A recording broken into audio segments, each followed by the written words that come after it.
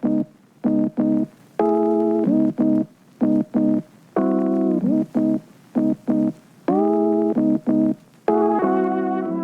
and welcome to the I've Got This, Only My Epilepsy podcast series. My name is James, I'm 22 years of age, living in Sydney, been living with epilepsy since I was 18. I'm here with Kaitlyn and today's episode is Bring Home the Bacon, where we focus on living with epilepsy within the workplace.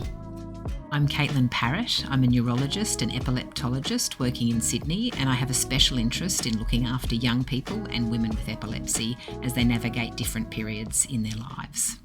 I work in the construction industry, so I am on a job site, and job sites are very dangerous. When I did start my job, I probably was a little bit hesitant to, tell people that I had epilepsy because people would think I was going to have a seizure so often, or they don't necessarily know what epilepsy is. When I'm at work and I've told someone I have epilepsy, it's fine for them not to necessarily understand what epilepsy is straight away. So they may think, oh, so you have seizures all the time. But it's not the case. And when you explain that to them, they'll understand. And, there are protocols that are in place on a job site, and there's nothing to be hesitant about. My employees, my peers were curious as to what it is and how it affects me and when I'm at work, because I do long hours. They wanted to understand what can affect it. So I did outline, the contributing factors that can lead to me, saying you have an event or a seizure, developing people's understanding of what it actually is. And it's not necessarily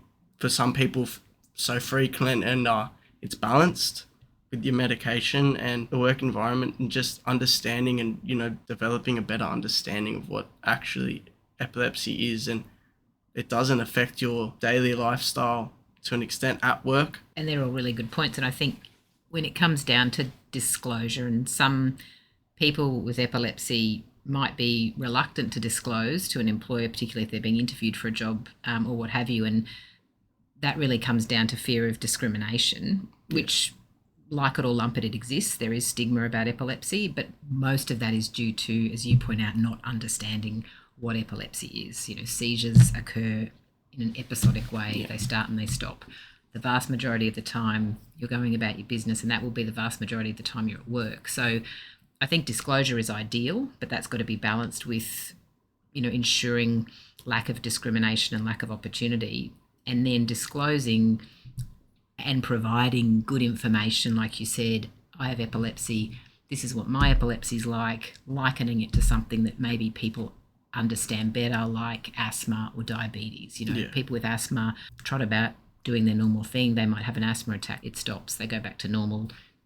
In the case of people living with epilepsy looking for jobs, that's much the same thing. It's just that it may be a condition that's less familiar. It may be a bit more scary because the person loses consciousness or what have you. So I guess providing education and even support. So as a neurologist looking after lots of young people looking for jobs, I'll say, look, I'll write you a letter of support explaining that this is what the type of epilepsy that you've got, and that you're very capable of doing a job. So you've got that ready in your pocket.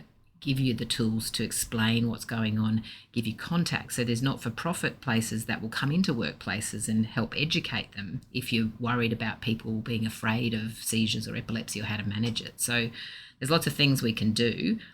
Unfortunately, the stigma side of things, we've still got a lot of work to do. But as you say, disclosure is ideal, because then you can explain, everyone feels safe, you're supported, and you're all in it together then, rather than it being this mystical thing or something that anybody's afraid of. Yeah, I think disclosure is important, depending on your situation and your environment. Basically, I'll lead back to me in my job, on a construction site. It is dangerous, and I wanted to disclose because in the event that something does happen, people, need to understand what to do, why, and, just being open. But once you, develop their understanding, you see a very positive change, and it'll also make you feel better, more confident in the workplace. You don't have to worry about certain things. People understand much more, and it, just creates a, positive environment. And you're right. And some of it depends upon the type of role. As you say, in construction, it's really important because we've got to have safety stuff in place for you and your workmates. In other jobs, it may not be as much about the risk of, harm if a seizure occurred, but again about people understanding it. And really, I think for people living with epilepsy, to point out to people who lack knowledge about it, this is a really common condition. Yeah. 1 to 2% of people around the world have epilepsy, and yet it's still something that, as you would have experienced, a lot of people just haven't really heard much about. People don't talk about it, and that is based because of the sort of historical stigma that was associated with it. And I think the great thing about now is that people are willing to talk about it and understand that it's a chronic disorder, but it's something that's infinitely manageable, and most of the time you're trotting about, going about your business, if not all the time. That's exactly right. When I was diagnosed, to be honest, I probably had the same stigma as well, and I didn't know, how common it is within society, and it's not necessarily a condition that you have that is, drastically impacts your life. It's not going to hinder your life to the extent that you think you are. Having that support and realizing that you're not the only one, and it is quite common, and that there is millions of people, dealing with epilepsy daily. Once you just have that insight and that stigma is gone, you got to accept the fact that people don't understand, because the average person doesn't. I didn't. I had no idea. And then once you, well, in my case, experienced it, it's very different. But even my family, my friends, and my peers and work colleagues, once they understand, it really changes, really.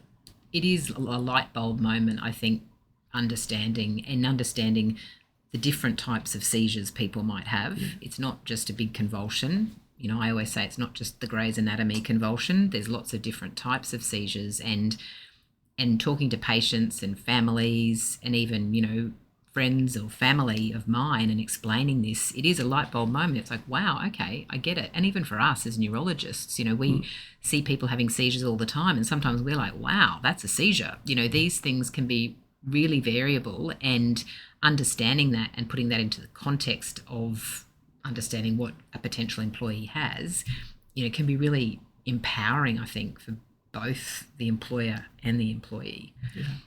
I was at work and I was a little bit hesitant, because when I was applying for jobs, many jobs may ask you for a medical before you apply, and I was hesitant, basically because of the fact that, it's a job site. I know I'm leading a lot back to construction, but it is a job site and there's factors that lead to it.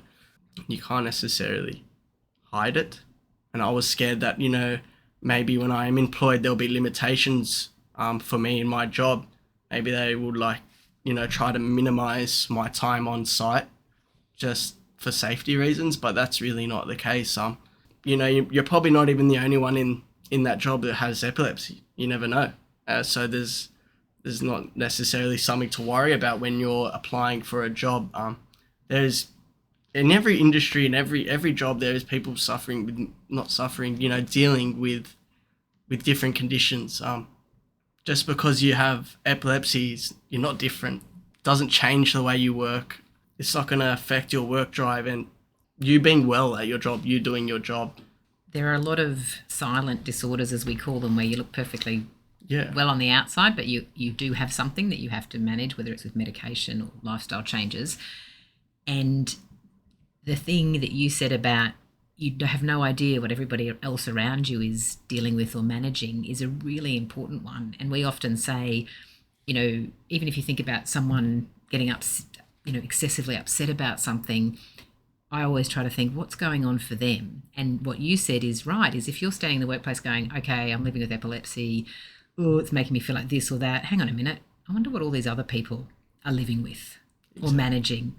Maybe they're feeling just like me.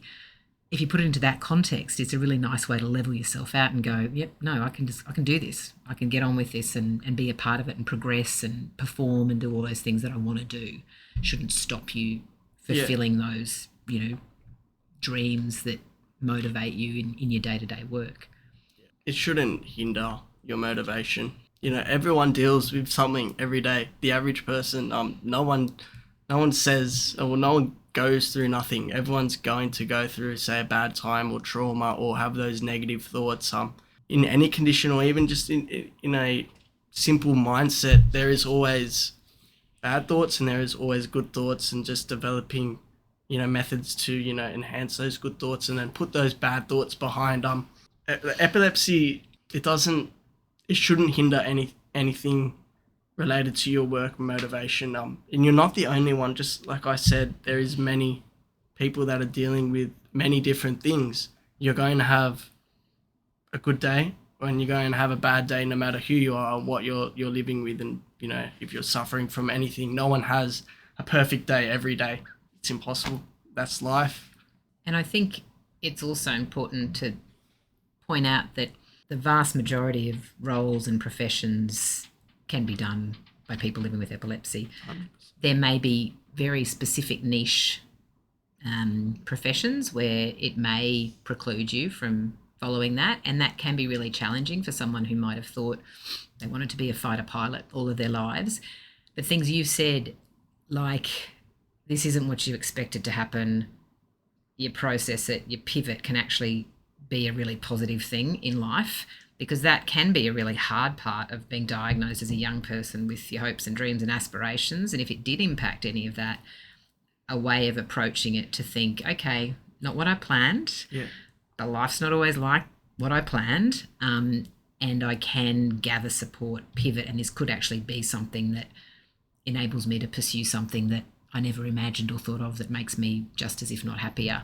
And that's a really hard thing to do when you're dealing with a new diagnosis and processing through having to take medication and change stuff. But that's a really, really important point you've made is pause, process, pivot to this new situation that you're in, and always keeping as positive mindset as you can. Do you think seeing a psychologist is helpful in getting your head around those sorts of things? Do you think that would be helpful for people? I guess, yeah, if seeing a psychologist would help, does help, like I said, opening up and disclosing and seeing a psychologist will help you, not just in that sense, in every sense.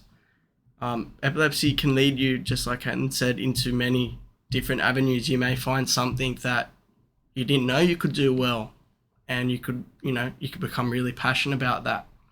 With the psychologist, they can lead you in the right direction. They can, understand what you're feeling and then outline ways that, you can benefit from. And it's not necessarily just going there to speak and, try work something out. They really do help. And I guess, seeing a psychologist leads you in the right direction and then just helps you mentally. And always being in a positive mindset is hard. No one's going to be in a positive mindset all the time. The psychologist will help you have a positive mindset more often, or will provide you advice on how to, contribute to be more positive and things that you can do to make you feel happier, more positive, motivated. And there's probably a stigma around seeing a psychologist, but these people provide, a lot of support networks and then things that can lead to you progressing further in life. And it's nothing you should be afraid of. Thanks for listening. Don't forget to share and subscribe so you can catch our next episode, Drive to Drive, where James and Kaitlyn discuss driving and epilepsy. This podcast has been produced by Lateral Connections with support from ASI Australia. The information in this podcast is general in nature and not intended to replace the advice of healthcare professionals. Please see your healthcare professional for any specific advice.